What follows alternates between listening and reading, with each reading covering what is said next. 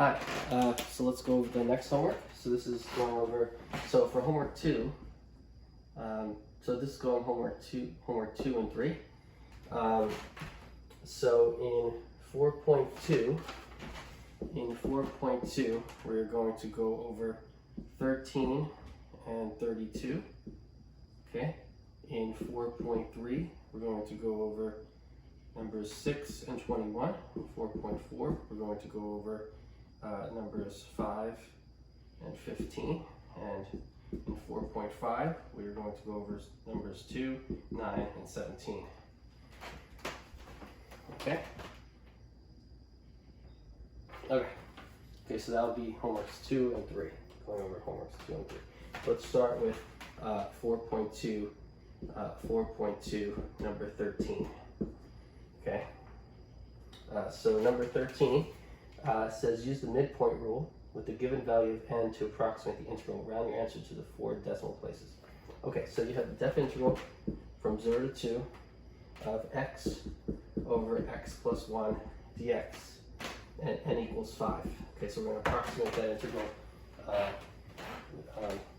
using the midpoint rule. Okay, so we have the interval from 0 to 2. And so n equals 5. So we're going to split up this interval into 5 subintervals. So if the length is 2 and you split it up into fifths, that's 2 fifths for each interval. So it's 0, 2 fifths, 4 fifths, 6 fifths, 8 fifths, and 10 fifths, which is 2. So those are our subintervals. Okay? Now take the midpoint of each subinterval. The midpoint of this one is at 1/5. The midpoint of this interval is at 3 fifths. The midpoint of this interval is at 5 fifths, which is 1. The midpoint of this subinterval is at 7 fifths. And the midpoint of that interval is at 9 fifths. So those are the 5 midpoints. And so using the midpoint rule, def interval from 0 to 2 of x over x plus 1 dx is approximately, the length of each subinterval is 2 fifths. 2 fifths times plugging in. So I'm going to call this function f of x. So f of x is equal to x over x plus 1.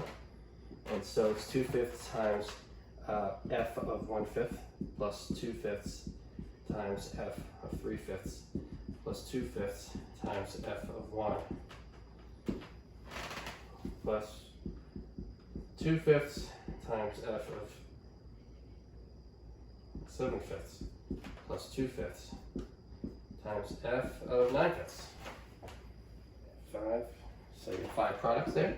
That's equal to 2 fifths times 1/5 over 1 plus 1/5, which is 6 fifths, plus, so I'm going to factor out the 2 fifths, okay? So it's going to be 2 fifths times this plus this plus this plus this and plus that. So f of 1/5 is that, plus f of 3 fifths, which is 3 fifths over 8 fifths, plus 1 over 2, plus 7 fifths over 12 fifths, plus 9 fifths over 14 fifths. Okay? And so this is equal to 2 fifths times, well, the 5's cancel, so you get 1/6 plus 3/8 plus 1/2 plus 7/12 plus 9/14. Okay? And then you multiply that out and you get the answer.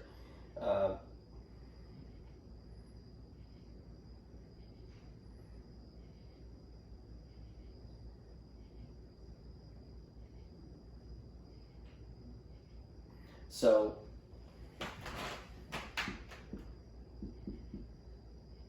168 is the common denominator.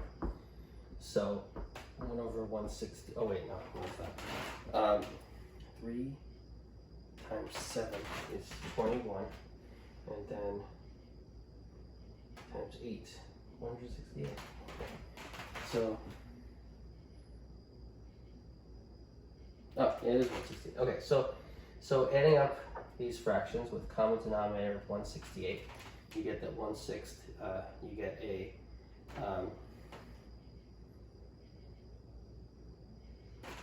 you get 28 plus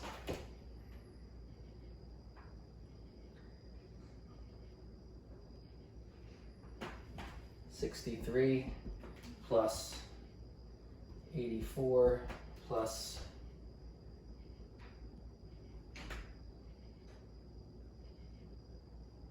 98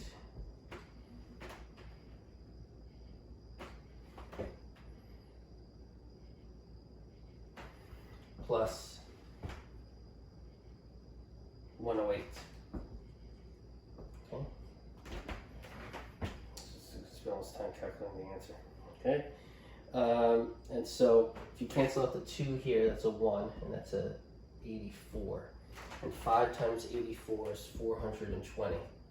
And then you add up these guys, and you get 91, 91, 91, 175, 273, 381. So you get 381 over 420.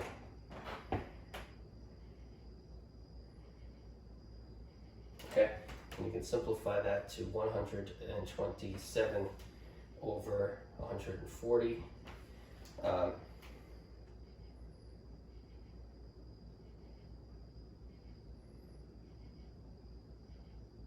And that's it. I think that's in simplest form. You get 127 over 140.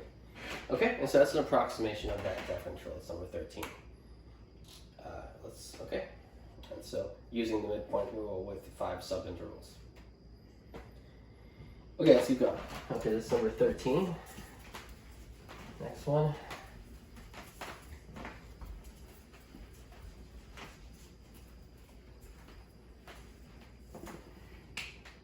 Next one's 32. 32 is evaluate the interval by interpreting it in terms of areas. So differential from 0 to 9 of 1/3 x minus 2 dx. Okay, so to evaluate it, you can just take an antiderivative, which is 1/6 x squared minus 2x, and evaluate it from 0 to 9. And so that's equal to plugging in 9. You get 1/6 times 9 squared minus 2 times 9 minus, when you plug in 0, you get 0. And so that's 81 over 6 minus 18. And what that's equal to is, so this is equal to 13.5 minus 18.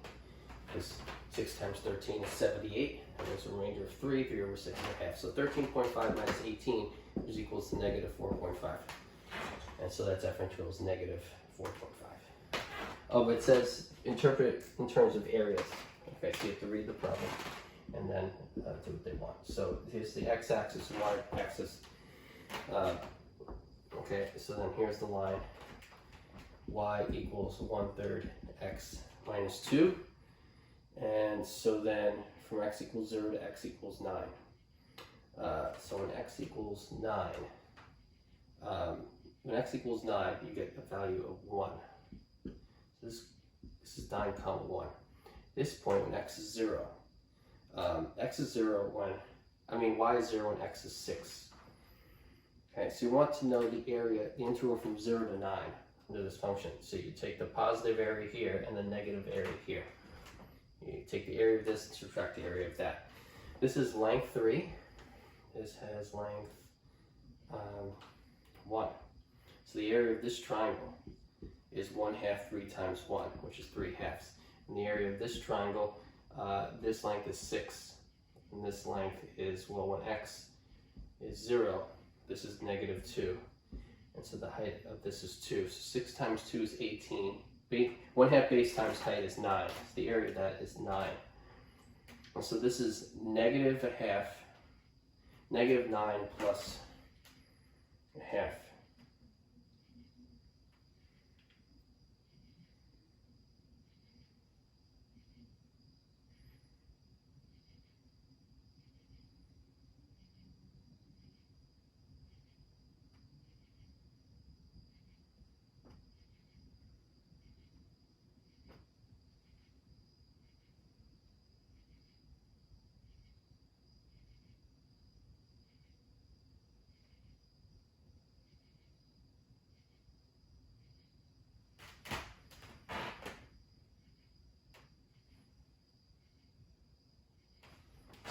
x is 9, 3 minus 2, which is 1. So that's positive 3/2.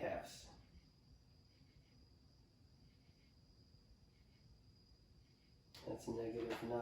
So negative 9 plus 3/2 is negative 7.5. So you get x squared over 2 minus 2x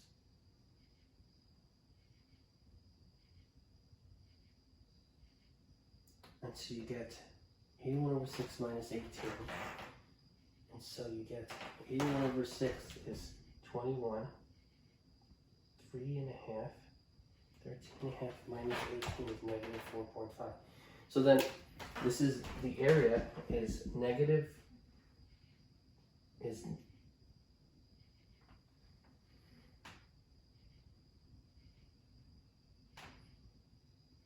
negative 9 plus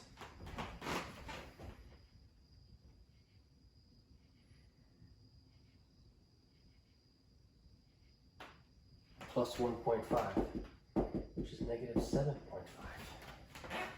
So why on earth? An easy problem. 1/3 x minus 2. You get x squared minus 2x evaluated 0 to 9. 9 squared minus 81 over 6 minus 18. (13.5) minus 18 is negative 4.5. So then here, when x is 0, it's at negative 2. When x is 6, it's at 0. When x is 9, it's at 1. So that's 1.5, and that's 6 times 2 is 8. Half of 18 is 9. Negative 9 plus a half is negative 7.5. So let's just forget about this. Okay? For 32, you just get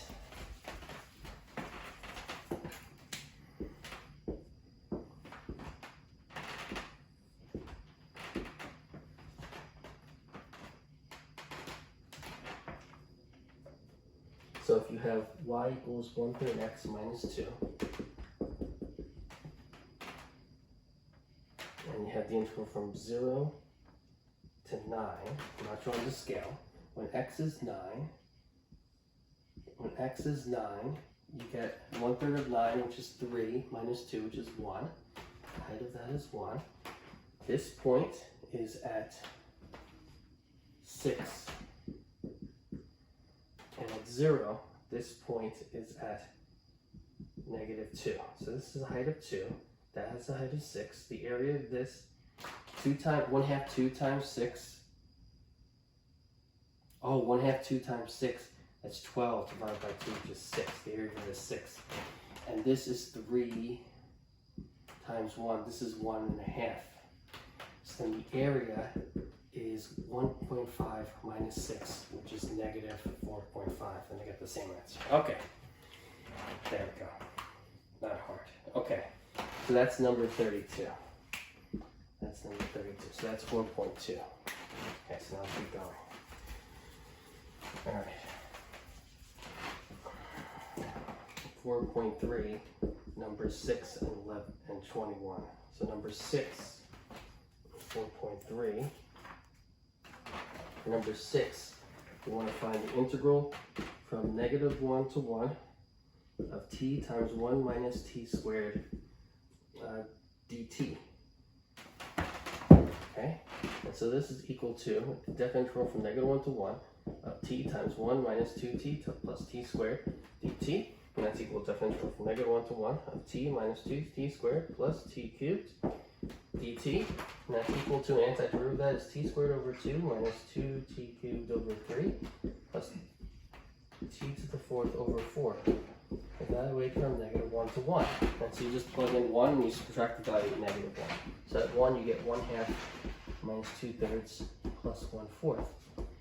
And at negative 1 you get 1/2 plus 2/3 plus 1/4. And so the 1/2s cancel. Negative 1/3 plus negative 2/3 plus negative 2/3 is negative 4/3. Okay, 1/4 minus 1/4 cancels. And you get the answer is negative 4/3. Okay, so that's number 6. Okay. Let's keep going. Let me try 1.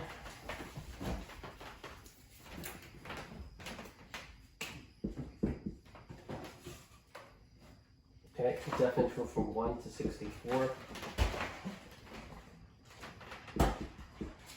1 plus the cubed root of x over the square root of x dx. Okay, so you just divide each term by the square root of x. So you get the definite interval from 1 to 64. X to the negative 1/2 plus, this is x to the 1/3 minus x to the 1/2.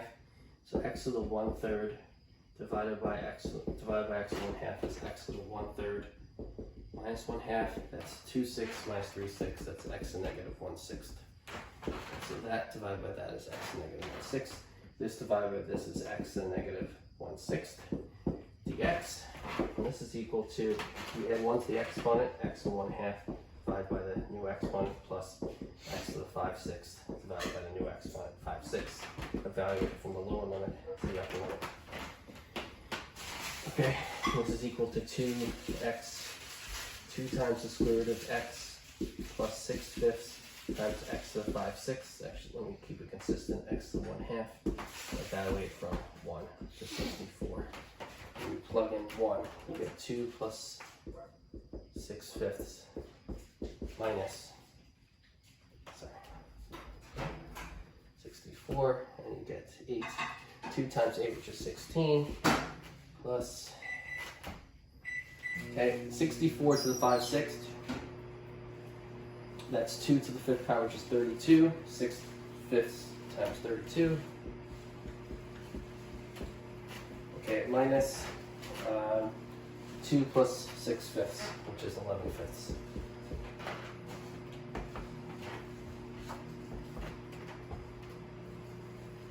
Okay, and so this is 16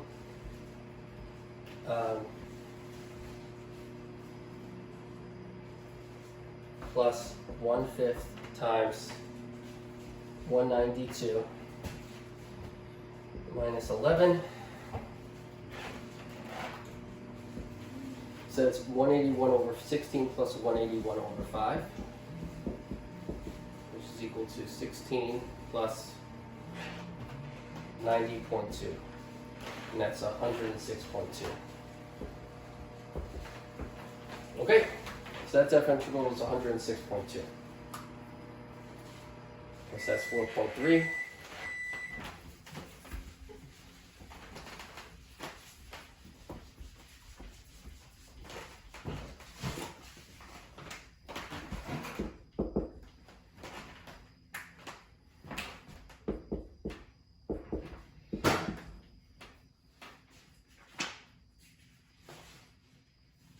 Okay, so in 4.4, we're going to find the derivative of the function using the fundamental theorem of calculus part 1. So g of x is equal to 10 to the 4 into x, 1 over t cubed plus 1 to t. Okay, so we're going to calculate the integral. Okay, so we want to find the derivative. Okay, so you take the derivative and you just plug in x here, and you get the answer. That's the derivative. Okay, by the fundamental theorem of calculus, you can just plug in x there and you get the derivative. That's because the upper limit is x, right? If it's a function of x, you have to multiply it by the derivative of the upper limit. Right? Okay, so g prime of x is 1 over x cubed plus 1.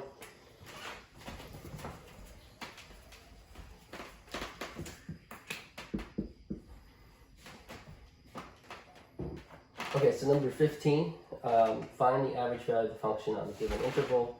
And so g of x is equal to the cubed root of x, and the interval is 1, 8.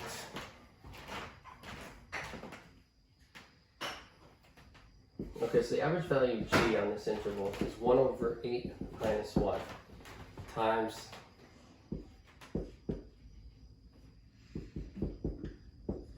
the depth interval over times that interval, right? And so that's equal to 1/7 times, calculate this antiderivative. So you get 3/4 x to the 4/3, evaluate from 1 to 8. Okay, and so then that's 1/7 times 3/4, which is 3 over 28, times, plug in 8 there, 8 to the 4/3 minus 1 to the 4/3. And this is equal to, that's 16 minus 1, and so that's 15. And 15 times that is it. So 8 to the 4/3 is 8, the cubed root of 8, which is 2, 2 to the 4th, which is 16, 16 minus 1 is 15. Okay, 15 times that is 45 over 28. That's the answer. So that's just a calculation. Okay. Okay, and that's it. So that's the answer to number 15 in 4.4. Okay.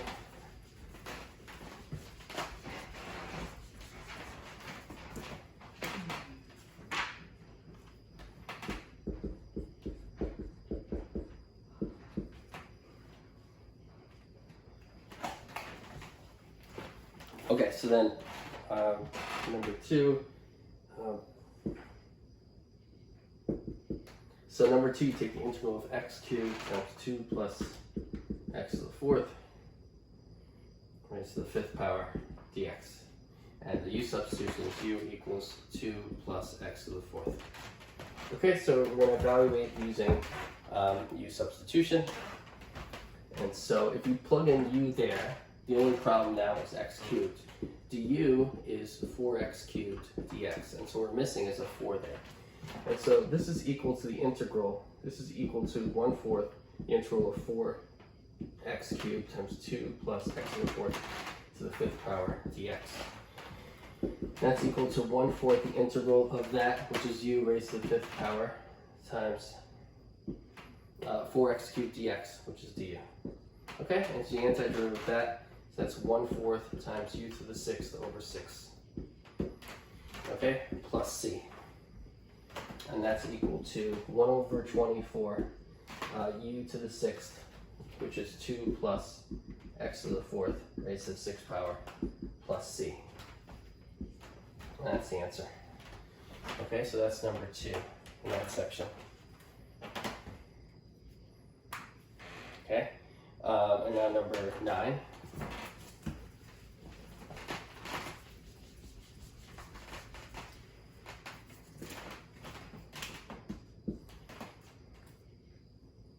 Okay, number 9 is evaluate the indefinite integral. And so the indefinite integral is the integral of 1 minus 2x raised to the 9th power dx. We'll let u equal 1 minus 2x. So du is equal to negative 2 dx. So that means that this indefinite integral is equal to the integral of 1 minus 2x to the 9th power. We're missing a negative 2 here, so I'm going to put it there. I'm going to multiply the outside by negative 1/2. So that's equal to negative 1/2 the integral of that, which is u, to 9th power, and negative 2 dx, which is du. That's equal to 1/2 times u to the 10 over 10 plus c. That's equal to 1/20 times u, which is 1 minus 2x raised to the 10th power plus c. Okay, and that's it. That's number 9. Evaluating that using u substitution, or the substitution rule. Okay, and then number 17.